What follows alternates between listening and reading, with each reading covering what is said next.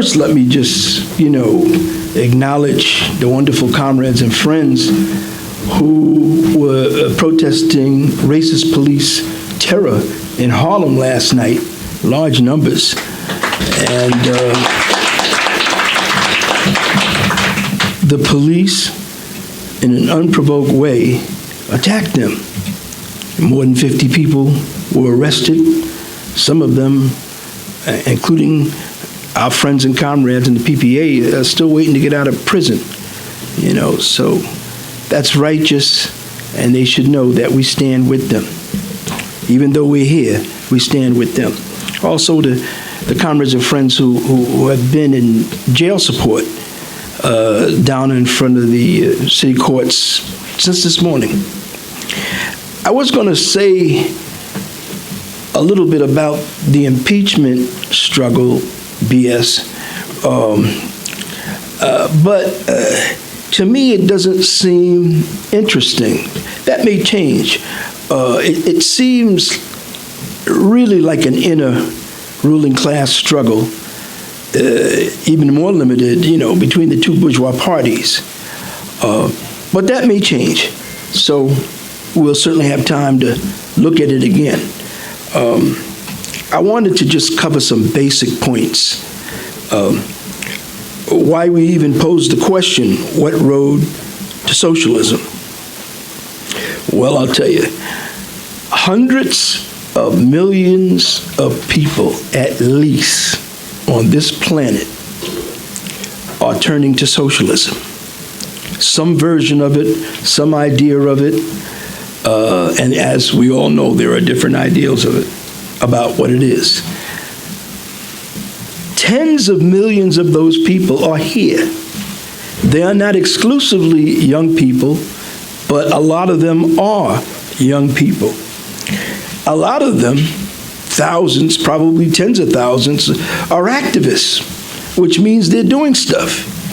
Whether it's campaign work for Bernie Sanders or Alexander Ocasio-Cortez, or whether it's worker organizing, or whether it's support for migrants, or whether it's climate struggle work, and some are in the anti-racist movement. Some people, I don't know, because there are different movements, and I don't understand them perhaps as much as some of the young people do, but I'm sure last night in Harlem, there were some people who, are influenced by the Democratic Socialists of America. I'm not going to describe them.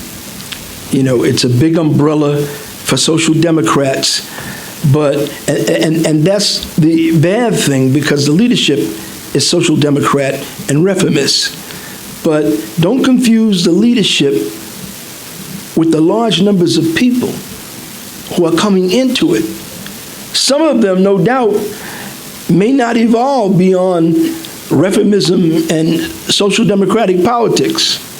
But some of them, more than you might expect, are open to a turn to a revolutionary orientation, as far as their embracing socialism is concerned. So don't get confused by the positions of the leadership. Look at what the rank and file are doing. The leadership wants to save the Democratic Party. That's their problem. The leadership wants to save capitalism by reforming it. That's their burden. But everybody else is somewhere in between, which mostly means they're open. Our job is to influence the larger numbers and to win some of them over to a cadre communist organization, to a revolutionary orientation, and we are optimistic that if we study and do our work and are patient and learn from our mistakes, we can do this. How? It won't be one way, comrades. This is a long-term political struggle inside, particularly the new sections of the working class movement and older sections. And there won't be just one way. Will it involve an ideological struggle? Of course. Will it involve the necessity to demonstrate once again that capitalism can't be reformed? To talk about Lenin and the state, to talk about imperialism, to talk about our obligation to the most oppressed sections of our class? Yes. But also our approach to the struggle. It's more complex. Our entire approach to the struggle will also be part of the struggle we are waging to win over as many as we can. You know, we're not opposed to participating in bourgeois elections, either on a local or national level. What we are opposed to is legitimatizing those elections, which serve the bourgeoisie. If we participate, for the most part, it's to expose them as being a dead end for the workers and the oppressed. We're for things like Medicare for all and cancel student debt and free tuition and some of the other progressive demands. But here, I believe, is the big difference between the reformists and the revolutionaries. See, technically, we can march with them as political people who have tied themselves to the Democratic Party. It is not in the interest of the Social Democrats, for the most part, there are always exceptions, to actually try to bring the workers and the oppressed into the struggle, to empower them, to shut shit down, so that they're beginning to feel their weight. And what happens when they take over the struggle and they break, this notion that things are determined in courts and in parliaments and so and so. We got power, especially when we go to the streets, especially when we do it in large numbers. The reformists have the opposite orientation. Keep the masses proscribed, keep them down, make it all about the candidate. Imagine if some of these so-called progressive social democrats were asking all of the young people to shut down stuff in order to win Medicare for all, or to cancel student loans, or any of these demands. It seems so obvious. Why are they not doing it? It's a tip-off. That's not their orientation, Really, the struggle itself, whether it's workers, and it's all a class struggle. Last night in Harlem, y'all were waging the class struggle. Fighting racist police terror is part of the class struggle. See? A struggle is a school. This is what all of the great revolutionary leaders and theoreticians have taught us down through the decades and centuries. The struggle is a school where the workers and oppressed learn how they can empower themselves, how they can separate themselves from the status quo, challenge the status quo, challenge capitalism, and learn more and more with each struggle, and ultimately become more and more revolutionary and learn more till they feel that they no longer need the system or any kind of pretense, and they can take it all the way. And it's important for us to ponder that, because to a large extent, I think it's in that field, it's in the course of the struggle that we will have this contest with the reformists and the social democrats. The next 1 to 3 years, comrades, I'm guessing, will be critical for revolutionary forces in the working class movement, at least in this country, possibly in other countries. Why?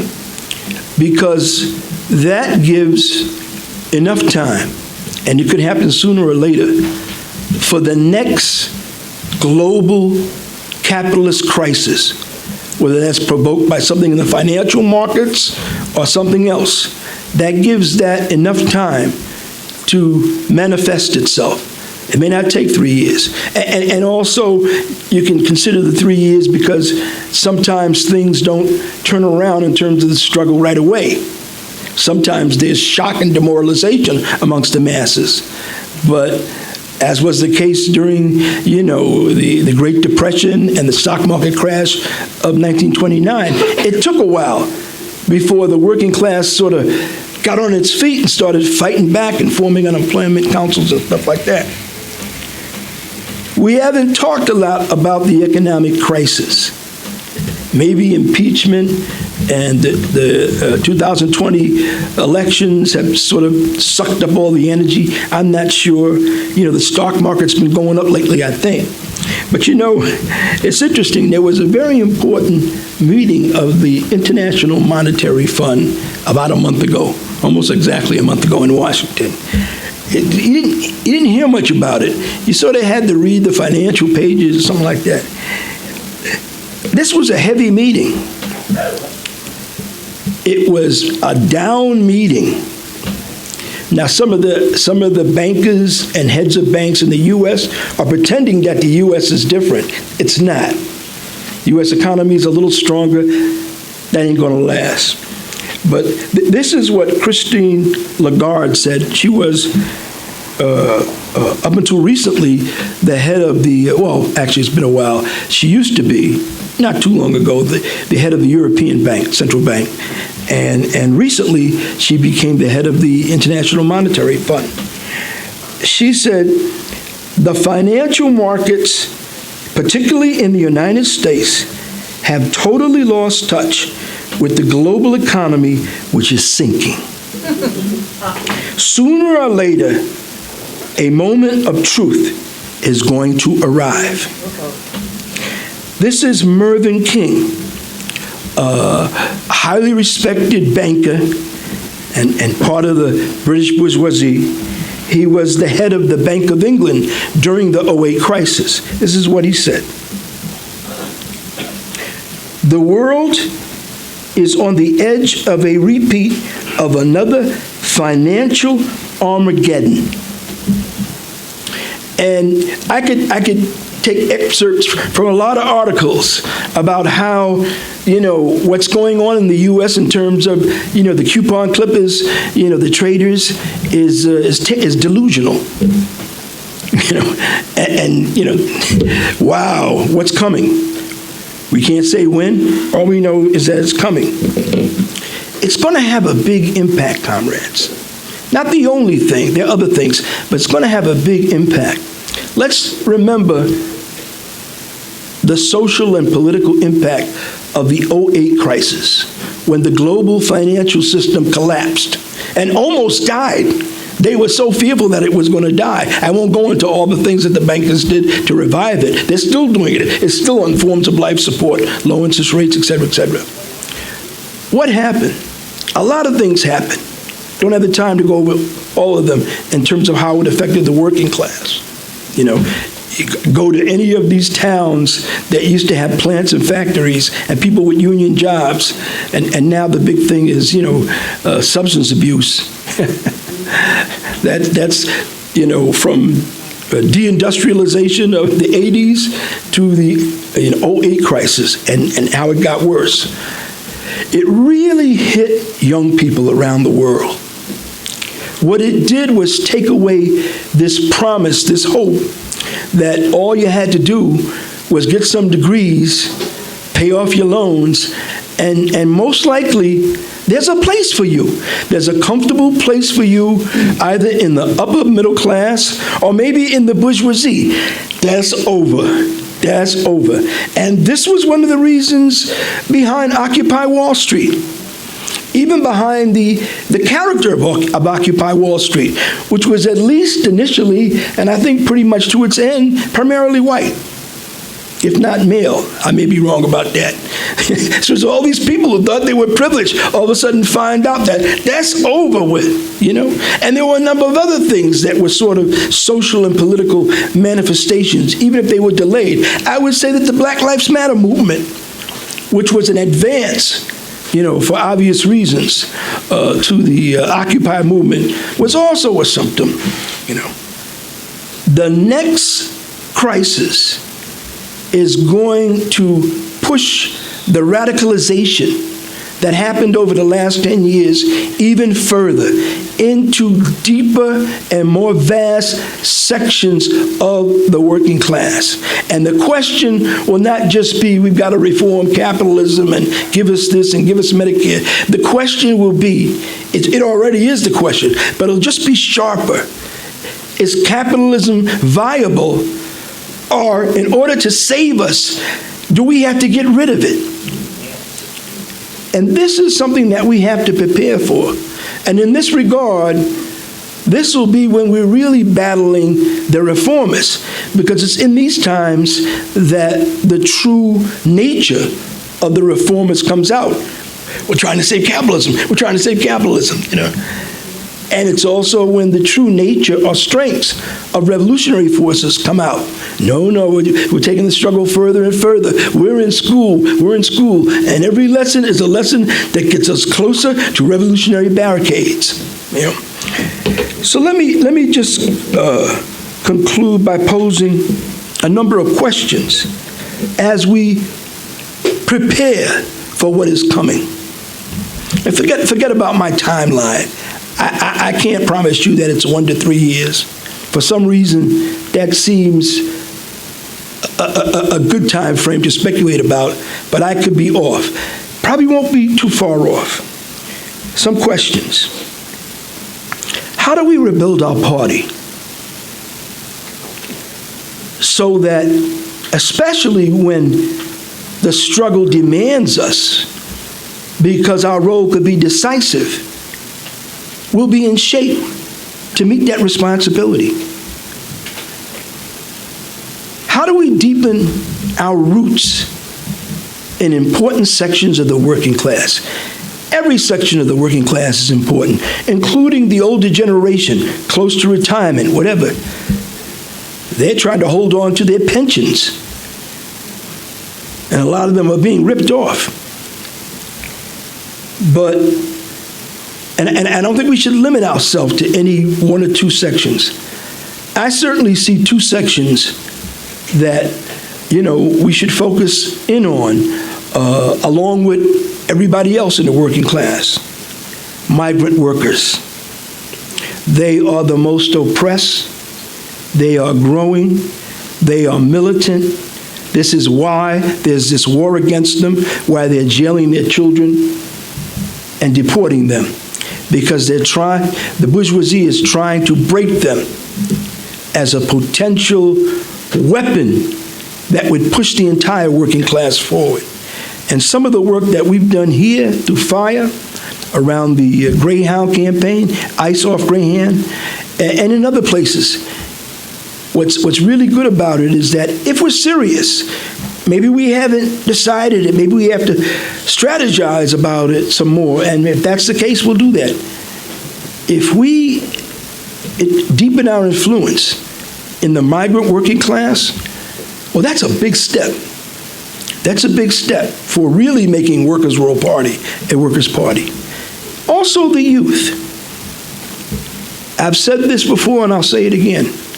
There was a time, certainly when I was young, when I came around during the anti-Vietnam War movement, when we sort of considered youth, maybe white youth more than other youth of color, well, they're not working class, but they're good because they're marching against the war.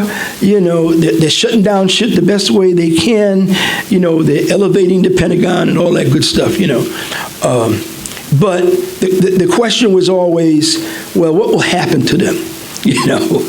They'll have their a couple of semesters of struggle, and then they'll get their degrees, and they'll go back to a comfortable life in the upper middle class, And from a sociological, economical, and political perspective, I suppose more or less you could say that was true for 1969, 1972, 1975. I don't know, maybe even in the 80s. That's not true anymore. Young people are the working class. It's not understood. In some places, even the organized labor movement has not grasped it. Sometimes I've heard it amongst our comrades. The young comrades will get together and say, I wish I was in the working class. They don't need to do that anymore. They're in the working class. The gig economy, it doesn't matter how many degrees they got, they're not able to keep jobs, up one day, out another, revolving apartment places, This is the new face of the global working class, and in many ways, the youth are the most dynamic, certainly the newest sector. So if you are doing what you need to do to garner influence amongst young workers, even young workers who don't realize that they're workers, or if they do now, didn't realize they were workers 3 or 4 years ago, you are doing a great thing. And that's a big column for a workers' party. And when we say young people, we obviously mean, lesbian, gay, bi, and trans people, and women, and all the industries that they're in, we must consider tactics in the short and long term. Some comrades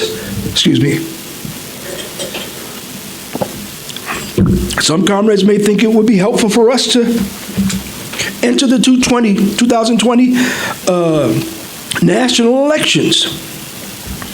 How can we, just throwing out a couple of questions to me that are important, more important, but Larry's questions. How do we strengthen class internationalism?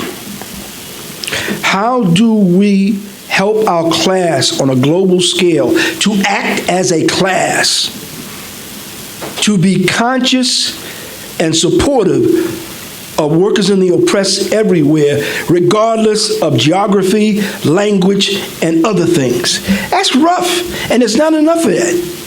There's not enough of it, but we need it if we're on the revolutionary road. And finally, this is not the final question, this is final Larry's question that we're asking ourselves. How do we struggle against the unnecessary, unhelpful, and sometimes demoralizing fragmentation in the movement? And when I say fragmentation, you can break that down. The simplest form of it is that the workers are involved and the oppressed are involved in many struggles. Most often they're involved in struggles where they live, local struggles. There's so many of them. And now we've got social media, and you can hardly read about every struggle. How do they each get their due? How do we find a way to connect the dots? Asia, Latinx America, Africa, Europe, here, Native people, whatever, How do we get people to look beyond their region and look beyond the issues that define their struggle?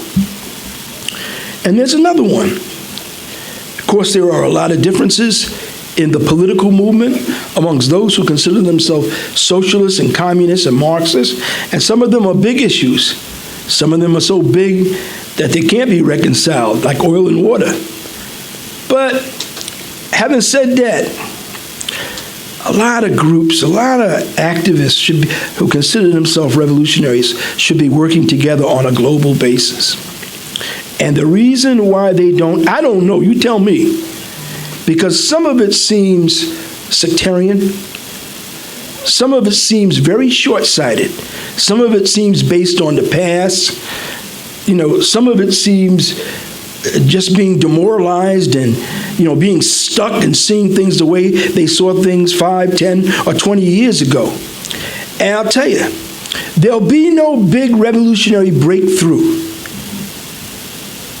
unless some of this fragmentation is broken down. Otherwise, those of us who have been around long enough to kind of be part of that fragmentation, whether you're a small part of it or a large part of it. And I hope people consider Workers' World Party at the very most to be a small part of it, you know, as opposed to perhaps some groups. I'm not just talking about groups here, groups all over the world, you know. How can we fight that fragmentation? If we don't do it, then there'll come a time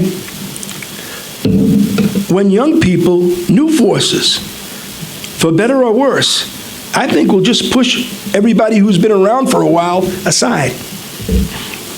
You've done some good work, but clearly you've come to the end of your road. Talk about the road to revolution, because with your problems and contradictions, it really doesn't seem like you can make a contribution anymore. You're not looking ahead. You're stuck in the past.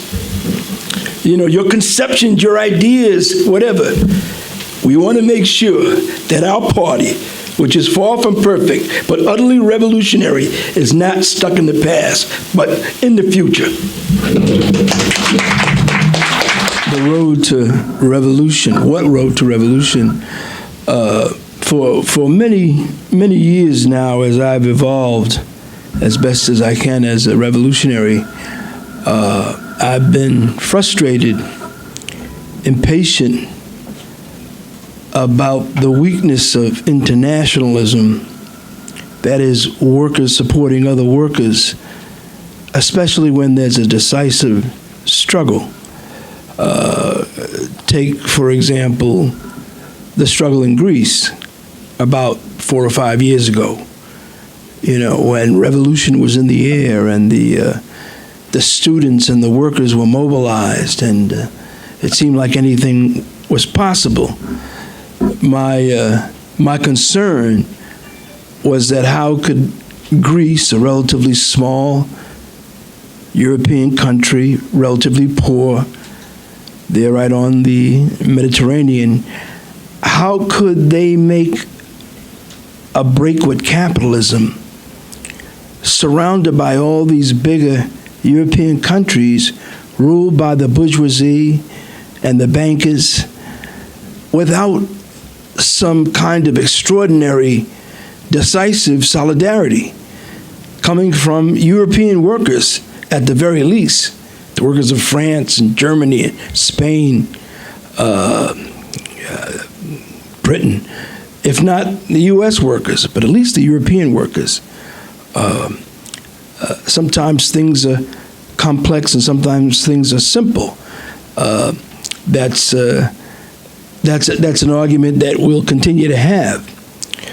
On the other hand, you know, I recently, today, I read an interview with the former vice president of Bolivia under Evo Morales, an individual named Garcia Linero. I think that's right. And what he says in this interview is that Venezuela, its situation was different. The movement always had a military self-defense component. We in Bolivia realized that we didn't.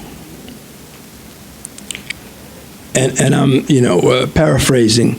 When push came to shove, it was too late, And that says so much about the state and being prepared for it, and the police and so forth, That'll be a big question in this country.